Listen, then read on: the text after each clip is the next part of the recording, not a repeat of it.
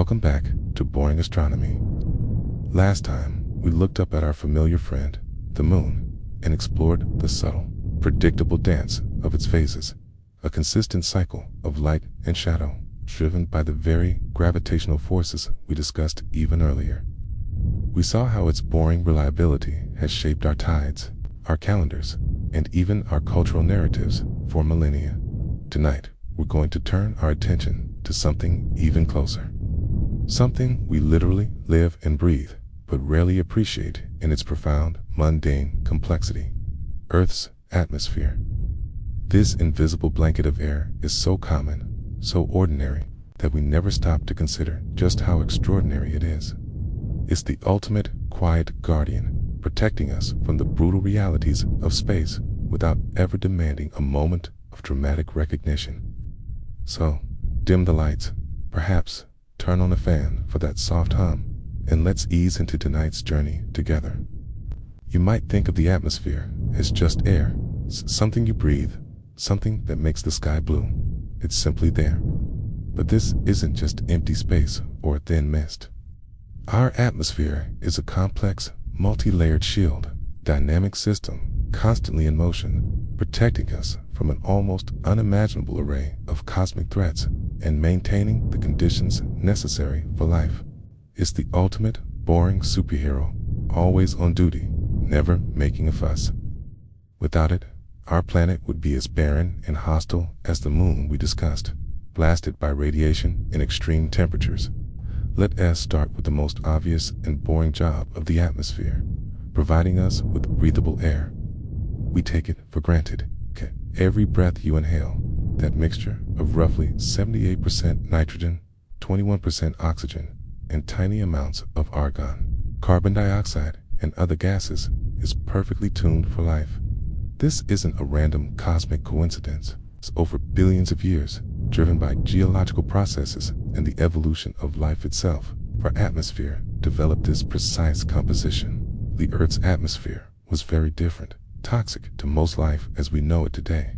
The slow, relentless work of primitive organisms, like cyanobacteria, gradually converted carbon dioxide into the oxygen that now sustains us. This was a long, boring process occurring over eons, one microscopic bubble of gas at a time, eventually transforming an entire planet. Beyond breathing, consider the atmosphere's role as a thermal regulator. Without it, Earth's surface temperature would swing wildly from scorching hot during the day to freezing cold at night. Think about the Moon, where temperatures can range from 120 degrees Celsius or 250 degrees Fahrenheit during its long day to minus 170 degrees Celsius or minus 280 degrees Fahrenheit at night. Our atmosphere, specifically the greenhouse gases within it, mostly water vapor, carbon dioxide, methane, and nitrous oxide, acts like a giant, invisible blanket. It traps some of the sun's heat, preventing it from radiating straight back into space. This isn't a dramatic furnace, It's a subtle, consistent warming effect that keeps our planet habitable, like a perfectly tuned thermostat. It's the boring stability that prevents daily, planet-wide thermal apocalypse. Then there's the atmospheric pressure. You don't feel it, do you? But there's a column of air pressing down on every square inch of your body with remarkable force, roughly 14.7 pounds per square inch at sea level. Its constant, invisible pressure is vital. It keeps water boiling at a reasonable temperature, allows liquids to remain liquid, and is crucial for the internal pressure of our bodies, preventing our bodily fluids from boiling away in the vacuum of space. It's the boring reason your blood stays in your veins and your cells maintain their structure. It's a force so ubiquitous that it becomes utterly unnoticeable. Yet its absence would be immediately, catastrophically apparent. But perhaps the atmosphere's most dramatic, yet still often overlooked, job is protection. Every single day, countless pieces of space, debris, tiny dust grains, pebbles, even small rocks, hurtle towards Earth at incredible speeds. Most of them never reach the ground.